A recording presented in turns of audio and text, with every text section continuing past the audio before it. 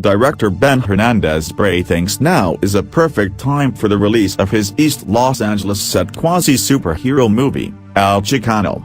With families being separated at the border and the growing apathy towards immigrants, the story of a man who takes it upon himself to avenge wronged Latinos makes sense.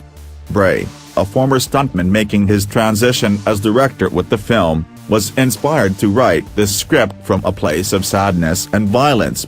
"I had lost a brother to gang violence.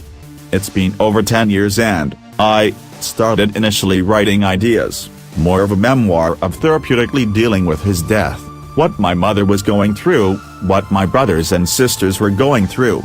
He held on to the idea but hadn't developed it further till 4 years ago, when tragedy struck again. After the death of Bray's daughter, his good friend, Smokin' Aces director Joe Carnahan inspired him to actively develop the story that would become El Chicano. Joe said, "Listen, as your best friend, and I say this all out to love, I think it's time for you not only to dedicate this to your brother but also to your daughter.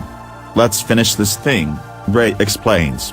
After 4 weeks in New York and a lot of hugging it out, as Bray says, 185 pages of script was developed and El Chicano was born. The finished product tells the story of Diego Raul Castillo, a cop in East Los Angeles tracking down the killer of his brother and also realizing that a masked vigilante known as El Chicano might be more than a bedtime story.